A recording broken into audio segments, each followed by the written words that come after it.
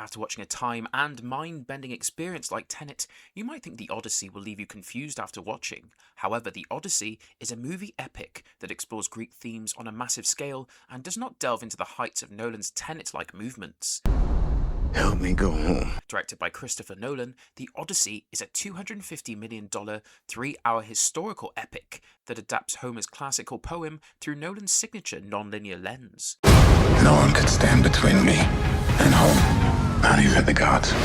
Shot entirely on IMAX 70mm cameras, the film reframes the traditional myth of homecoming into a visceral exploration of post-war disillusionment, guilt and trauma.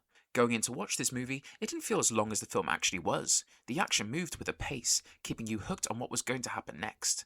The film moved from the beginning as a family drama about homecoming, slowly delving into a Greek powerhouse, dealing with otherworldly beings on a godlike scale. I think it's asleep.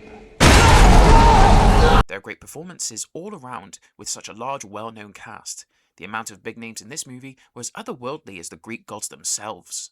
I found there was so much depth in the visuals to keep you engaged throughout. So much so, it would contend with Guillermo del Toro's level of depth of detail he always attests to having in his movies.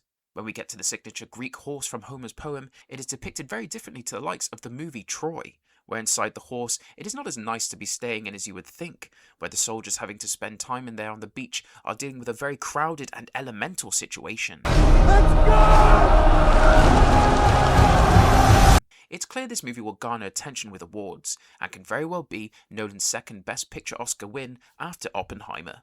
The plot remains anchored to Homer's ancient epic poem, but is structured through non-linear storytelling, psychological depth, and grounded realism. Among 3 storylines, the first is the aftermath of Troy and the Wanderings. The story flashes back to the sacking of Troy, revealing the horrific reality of the war and the deception of the Trojan Horse. Odysseus, played by Matt Damon, set sail for Ithaca with his men, but after incurring the wrath of Poseidon, their journey turned into a decade-long nightmare.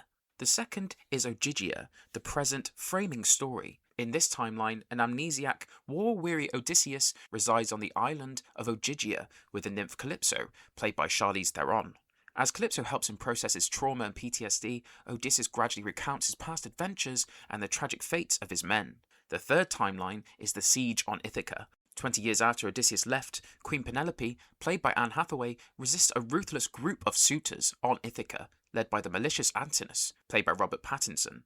These so-called suitors are devouring the kingdom's wealth and demanding her hand in marriage.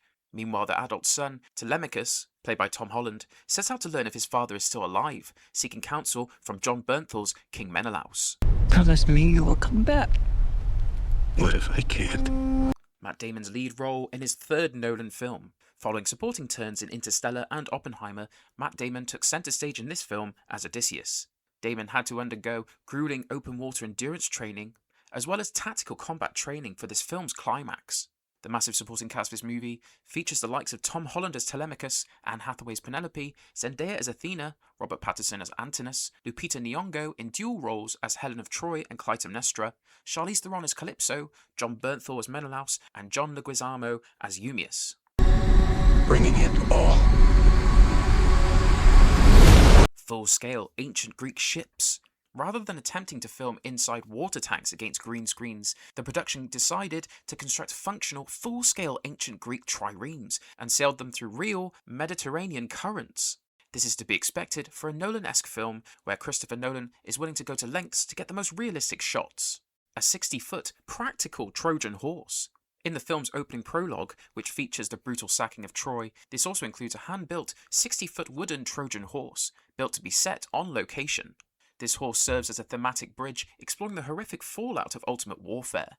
As part of this in-depth inclusion of Greek aesthetics, the production decided to have authentic Mycenaean armour. Costume designers eschewed traditional Hollywood gladiator aesthetics and instead referenced real Bronze Age archaeological discoveries and crafted bronze armour plating fitted for IMAX clarity. Ithaca's king is coming back. Shot entirely with next-gen 70mm IMAX cameras. The Odyssey marks Nolan's first feature shot completely using customised, quieter IMAX film camera prototypes. The technological upgrade allowed sound operators to record live dialogue directly on set during loud open-sea shoots, without requiring extensive post-production dubbed audio. Also, cinematographer Hoyt van Hoytema worked with IMAX to develop custom lenses capable of filming extreme actor close-ups, without generating the wide-angle facial distortion typical of 70mm film stock. These heavily close-up shots can really be felt throughout the film. Global location shooting. In order to capture the realism of the journey across the sea, the production filmed extensively across coastal regions in Greece, Italy, Malta, and the Mediterranean. This captured the authentic light and geography described in Homer's texts. These shots are brilliantly felt, where you can really feel the seawater hitting the ships and combating the elements. Not even the gods. Syncope's strict on-set security. Produced alongside Emma Thomas under their Syncope banner, scripts were hand-delivered on red paper to prevent any photocopies of the scripts. Digital devices were also strictly banned across all the active Mediterranean filming locations. When you're dealing with a movie as highly renowned as a Christopher Nolan film, you can expect a high grade of secrecy to avoid anything landing online early. Ludwig Göransson's Bronze Age score. Marking his third project with Nolan, after his scores with Tenet and Oppenheimer, Oscar winner Ludwig Göransson composed this musical score using era-like instruments such as ancient Greek woodwinds, bone flutes, and hand-struck bronze percussion, which were then blended with modern orchestral soundscapes. It certainly makes a difference when you see vast Greek shots accompanied by these roar-like sounds. A thematic twin to Oppenheimer. Critics noted that while J. Robert Oppenheimer's bomb changed modern warfare in Nolan's movie Oppenheimer, Nolan frames Odysseus' Trojan Horse in the Odyssey as the catalyst that transformed ancient warfare forever. The Trojan Horse is framed as a tragic act of supreme trickery that violates the sacred laws of hospitality and Zeus. In terms of other themes in the movie, rather than having magical gods floating down, the supernatural elements are presented with visceral, psychological realism. Zendaya's Athena appears sparingly, acting almost like a haunting apparition or conscience rather than an active spellcasting deity. Odysseus' long journey isn't just a physical struggle against monsters, but a spiritual and mental struggle as well. Nolan's announced hiatus. Calling the open sea production one of the most physically demanding shoots of his career, Nolan revealed during post-release press that he intends to take at least 3 years off before directing his next project. This is fair enough, seeing as this 3-hour epic would certainly take its toll, and the effort put in really reflects in the final piece. A massive $250 million budget.